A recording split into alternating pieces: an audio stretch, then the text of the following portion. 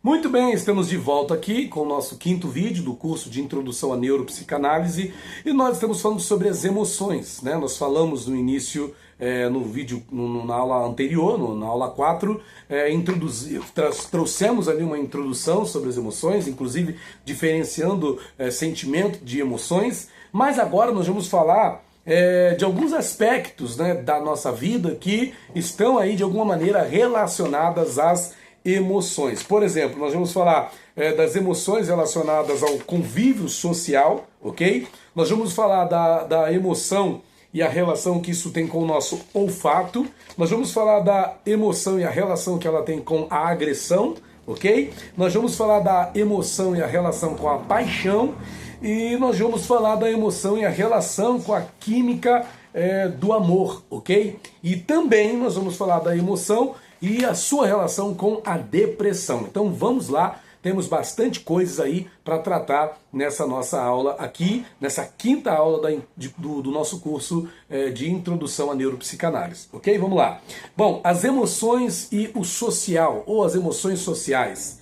As emoções sociais, né, ou as emoções relacionadas ao convívio social, são uma categoria de emoções, né, inatas que surge quando o indivíduo se relaciona socialmente, que surge da interação humana, né, que surge da interação social humana. Nós somos seres sociais. E claro, gente, a relação social, ela é uma relação que engendra, né, que envolve uma carga emocional altíssima. Não tem como a relação social não envolver também o emocional. Então as relações sociais sofrem um forte impacto da nossa condição emocional. Vamos lá, continuando. São exemplos delas a simpatia, a compaixão, a vergonha, o embaraço, a culpa, o desprezo, a indignação, o espanto, a admiração, a gratidão, o orgulho, a inveja e o ciúme. Olha que legal. Segundo Damásio, as emoções primárias, medo, raiva, tristeza, alegria, apego, nojo, são a base das emoções sociais, ou poderíamos dizer, são as estruturas que vão determinar, ok, emocionalmente, os tipos de emoções que nós vamos experimentar no convívio social.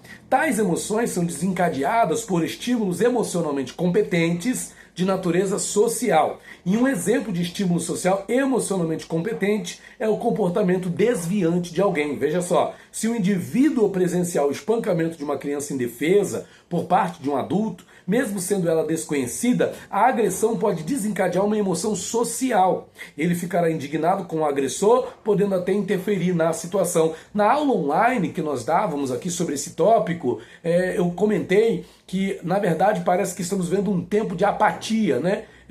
Socialmente falando, a nível emocional. Ou seja, as pessoas estão cada vez mais indiferentes àquilo que acontece no nosso convívio social, aquilo que acontece na sociedade, a ponto de, muitas das vezes, não estou aqui querendo incentivar algum tipo de comportamento nesse sentido, mas o que eu estou dizendo nós temos visto isso, há experimentos sociais, a psicologia social se ocupa disso, né, de mostrar como o ser humano reage diante de determinadas situações. E hoje em dia não é difícil de perceber como as pessoas estão indiferentes, né, quando elas estão aí diante de alguma situação de agressão, mulher sendo agredida, criança sendo agredida, e muitos não fazem nada, e não fazer nada aqui no sentido de até, quem sabe, entrar em contato com uma autoridade, sei lá, mas as pessoas passam batidas e são de fato indiferentes, né, não estão ligando para o que está acontecendo.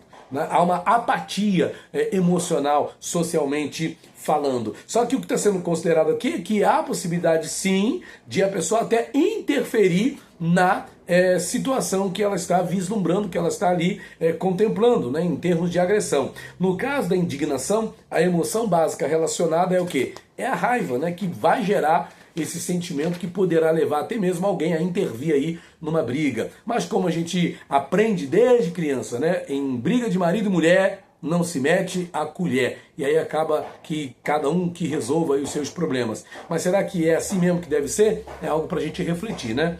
Problemas no comportamento de um indivíduo pode ser para ele fonte de vergonha, culpa ou embaraço devido à violação das suas normas de conduta adotadas. Se o indivíduo é surpreendido praticando um ato que ele considera indecoroso, se sentirá envergonhado.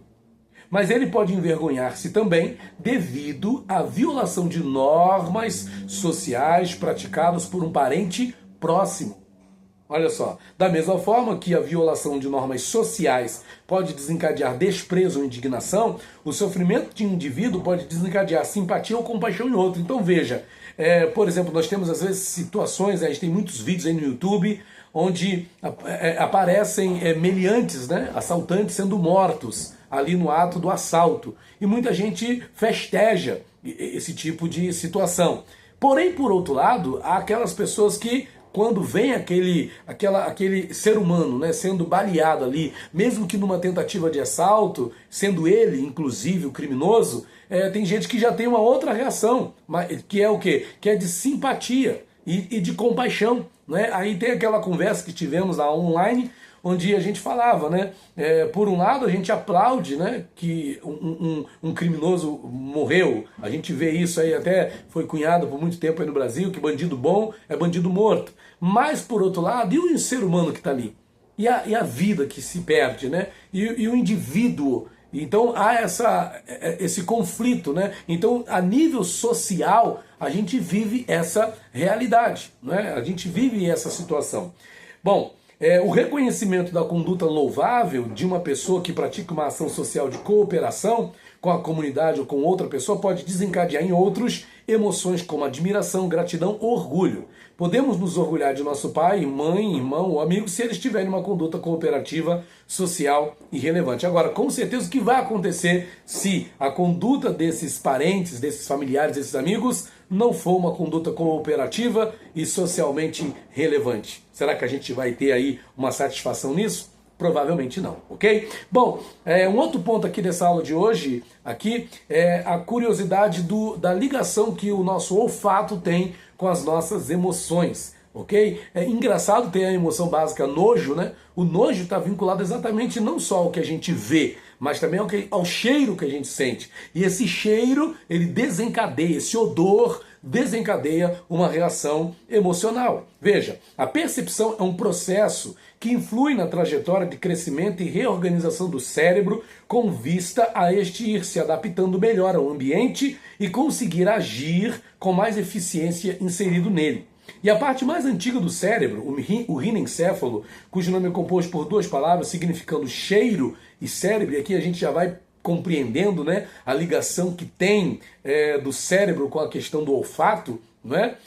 Que compreende as áreas olfativas e límbicas. Parece ter se desenvolvido inicialmente a partir de estruturas olfativas. Então veja que há essa vinculação da questão do olfato com a emoção, ok? O que indica que provavelmente a capacidade para experimentar e expressar emoções se terá desenvolvido a partir da habilidade para processar os odores. Só mais tarde na evolução darwiniana se parecem ter desenvolvido outras estruturas límbicas como o complexo amígdala hipocampo. Mas veja, todo mundo aqui sabe da possível reação, talvez você já tenha vivido isso, acredito que sim, todo mundo já pode ter tido essa reação, de estar ali diante de uma comida azeda.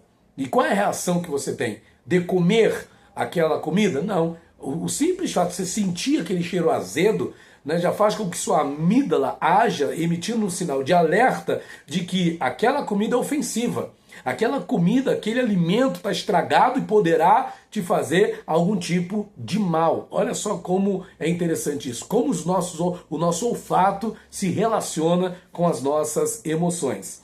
Como no caso das emoções básicas, a resposta imediata aos odores transmite uma mensagem simples e binária. Ou se gosta ou não se gosta. Fazem-nos aproximar ou evitar. E verifica-se que quando uma pessoa sofre um trauma que a faz perder o olfato, o impacto se torna por vezes devastador. As experiências sensuais de comer ou fazer amor, ou mesmo passear numa manhã primaveril, ficam extremamente diminuídas, ok? Então a pessoa perde, quando não tem o olfato atuando, a pessoa perde qualidade na percepção. Então ela percebe com um pouco mais de dificuldade o que está acontecendo. Então o comer vai ser o sabor, né?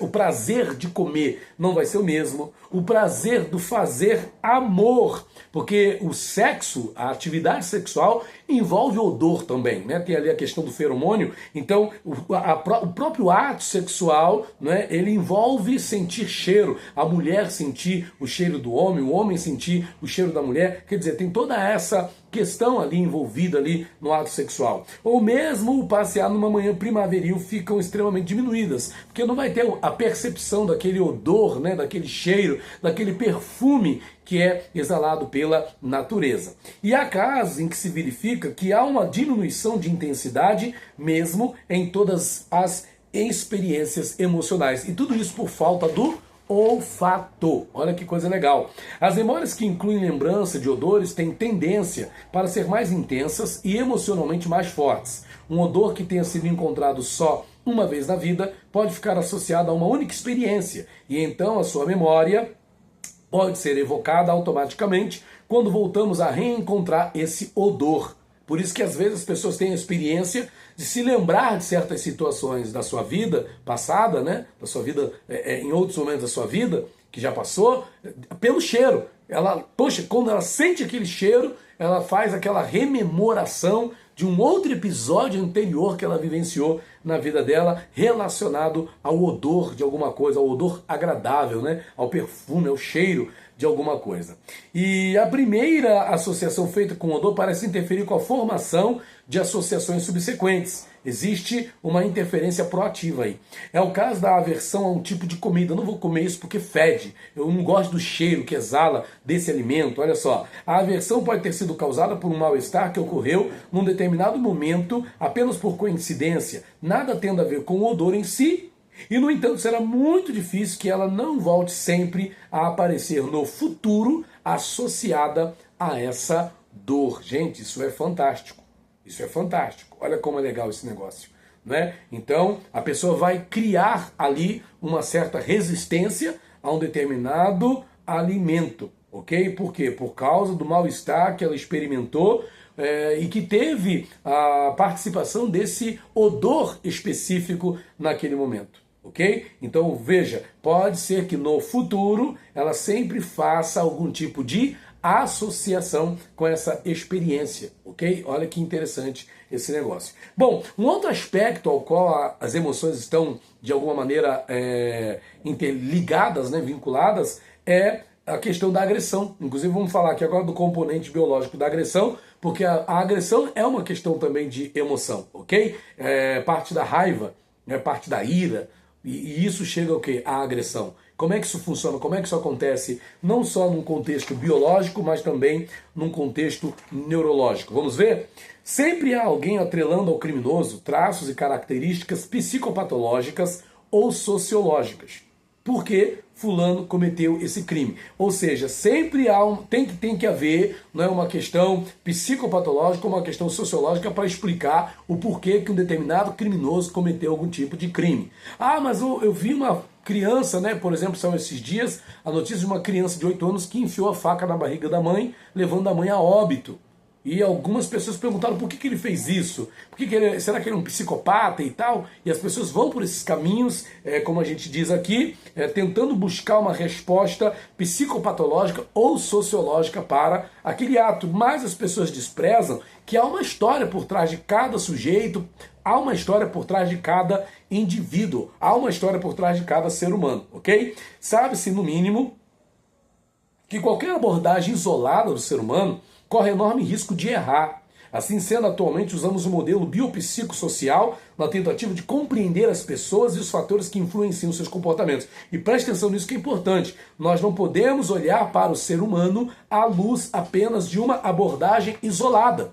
Eu não posso pensar num ser humano apenas à luz de uma ideia biológica, assim como eu não posso olhar para o ser humano apenas sob a abordagem de um olhar psicológico ou social. Pelo contrário, nós temos que considerar cada um desses aspectos, porque todos eles são, de alguma maneira, reflexos vão ser refletidos, né, no que o ser humano faz, a forma como ele vive e se comporta. Por isso que a gente considera essa questão biopsicossocial e tal, e tem alguns até que incluem aqui espiritual também, né, na tentativa de compreender as pessoas e os fatores que vão influenciar os seus comportamentos. Então, fatores bioquímicos da agressão. Vamos ver? Os estudos neste grupo causal identificam a diminuição nos níveis séricos de colesterol em pessoas com comportamento criminoso, da mesma forma que identificaram os baixos níveis de glicose. Como o álcool é frequentemente relacionado com o comportamento violento, foi também estudada a sua associação com glicose e colesterol. Fisiologicamente se demonstra que, de fato, o álcool diminui o açúcar na corrente sanguínea por inibição da produção de glicose hepática. Deste modo, o álcool, ao fazer diminuir a quantidade de açúcar no sangue, pode ser apontado como um fator facilitador do crime. E a gente até brincava na aula presencial, falando da influência que o açúcar tem, né? De fato, o açúcar pode, assim, nos tornar dóceis. O açúcar, de fato, ele adoça a nossa vida, né? O açúcar tem poder sobre a nossa agressividade. Olha que coisa, o açúcar acalma, nos torna doces, né? Calma, hein? Não é para você sair daqui comendo açúcar, não. Calma aí, não é isso que eu estou dizendo. Mas veja, o álcool, ele é inibidor da glicose. Ele corta o efeito do açúcar no sangue. E isso é um fator facilitador do crime, de atitudes criminosas. Sobre as influências neuroquímicas no comportamento agressivo, algumas das substâncias mais estudadas são a serotonina, que existiria em menor quantidade, o ácido fenilacético e a norepinefrina, que existiriam em maior quantidade nos criminosos. Esses estudos procuram estabelecer uma correlação entre alterações bioquímicas capazes de desencadear comportamentos criminosos, bem como as associações entre tais alterações, ingestão de álcool e criminalidade. Então veja, essas substâncias que nós citamos aqui, a serotonina, o ácido fenilacético e a norepinefrina, querendo ou não, estão relacionadas ao padrão de agressividade, ok, que alguém tem na sua vida, ok? Um desequilíbrio dessas substâncias pode desencadear, então, comportamentos agressivos. Agora nós temos aqui também fatores neurológicos, né, para explicar a questão da agressividade. Os estudos parecem apontar na identificação das disfunções neuropsicológicas relacionadas ao comportamento violento estar presente no lobo frontal e nos lobos temporais. O lobo frontal se relaciona à regulação e inibição de comportamentos, a formação de planos e intenções e a verificação do comportamento complexo. Suas alterações teriam como consequência dificuldade de atenção, concentração e motivação, aumento da impulsividade, da desinibição, perda do autocontrole, dificuldades em reconhecer a culpa, desinibição sexual, dificuldade de avaliação das consequências das ações praticadas, aumento do comportamento agressivo e aumento da sensibilidade ao álcool. Veja só, gente, sintomas positivamente correlacionados com comportamento criminoso, bem como a incapacidade de aprendizagem com a experiência, sintoma correlacionado positivamente com a alta incidência de recidivas entre alguns tipos de criminosos. Eu não quero aqui estabelecer assim nenhuma relação, vamos dizer, a nível, como é que eu posso falar, gente? Genérico, por assim dizer, mas o que eu quero falar aqui, olha só a relação que essa questão tem, por exemplo, com a adolescência. E aqui, liga nosso alerta, né? Quando eu estava dando aula presencial, eu relacionei isso aqui com a adolescência. Porque, veja, olha o que acontece. Essa questão, né, da agressividade, considerando desequilíbrios nos fatores neurológicos, olha só o que pode acontecer. Tem como a consequência dificuldade de atenção, dificuldade de concentração e de motivação.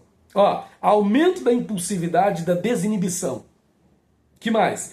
Perda do autocontrole, dificuldade em reconhecer a culpa, de reconhecer o erro, desinibição sexual, dificuldade de avaliação das consequências das ações praticadas, aumento do comportamento agressivo e aumento da sensibilidade ao álcool. Muitos adolescentes, ok, manifestam estas ações, esses comportamentos, ok? Então é necessário que nós tenhamos aí uma atenção. Então, as emoções, elas estão aí relacionadas com esse movimento, né, da agressividade do sujeito. E a gente observou não só os fatores biológicos, né, mas também os fatores bioquímicos e os fatores neurológicos que de alguma maneira também estão aí por trás da agressividade que algumas pessoas manifestam, que alguns sujeitos manifestam, ok? Nós vamos para esse vídeo por aqui e nós vamos para a próxima aula no próximo vídeo, ok?